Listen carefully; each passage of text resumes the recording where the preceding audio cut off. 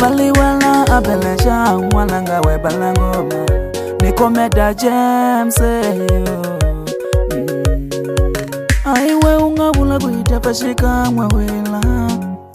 aiwe ungabula kuitafashika mwawela kasilesi wala ungabula kuitafashika awopundisa tikola ukeleu ya sinara we mwana waba melanbula reshitu awopundisa mfumukewela niliwala kama ungangena lana niliwala pela bakupele mikulungwa nasesi ulaba kakupamba aifambe ya bedaba madrinya ibata kupela mikulungwa bakupambe kurula mwala amapola dachipa mwala waba na ifambe ya vita madrinya kumbata inyikelela futi lezo sauzo zishega aifambe ya vita na bakapi bata kupela mikulungwa Leso silaba ipumbela na siza leso banga inyikelela silaba lekona la batakota kuvula sakuleshi abanyika mane umbe banga inyikelela mabrenda yakuhamala kamila la wela amasekreto chipa pela la masulabe babitana amasekata malave loko ifamba rejista kupiwe mabozina Masekreta malaveki Logo ifamba rejista kubiwe mabozi nala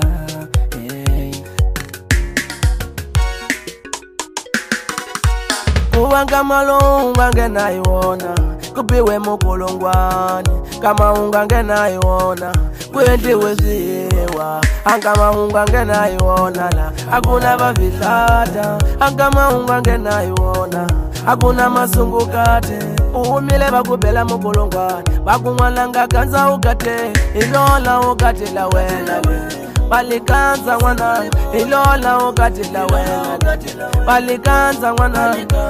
Ilaka ile yankinga sengenele Ilawa mafoko Ilawa mafoko Ilawa mafoko Ilawa mafoko Bakule bafilata Mata yamkela shiwa shingwan Bakule masungu kati Mata yamkela shiwa shingwan Shakuwa fambo Ikela divorsa Ika masungu kati Shakuwa muko Ikela divorsa Ika bafita Shakulisiki Ikela divorsa Ika ba madre Shakulisiki Ikela divorsa Ika ba papa Shakuwelu umile kaminowa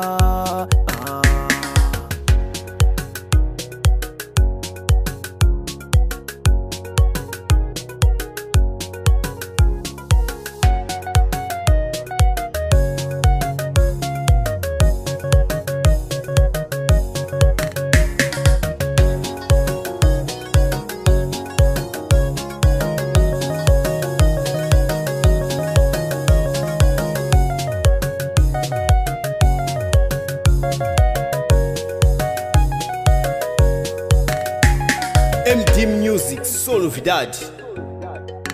Aiwe ungabula kuitafashika mwawela Kasilesi wala ungabula kuitafashika awopundisa tikola ukeleu ya sinara we mwana waba melanbula reshitu awopundisa mfumukewela niliwala kama ungangena lana niliwala pela bakupele mikulungwa nasesi ulaba kakupamba aifambe ya bedaba madrinya ibata kupela mikulungwa bakupambe kurula mwala amapola dachipa mwala waba na ifambe ya vita madrinya kumbe hata inyikelela futi Ilaka ile yankinga sengenele Ilawa mafoko Ilawa mafoko Ilawa mafoko Ilawa mafoko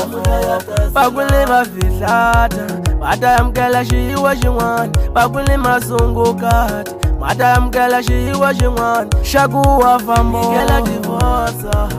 Ika masungu kati Shakuwa muko Ikela divorsa Ika bafita Shakulisiki Ikela divorsa Ika ba madre Shakulisiki Ikela divorsa ikaba papa sakuwela umile kaminowa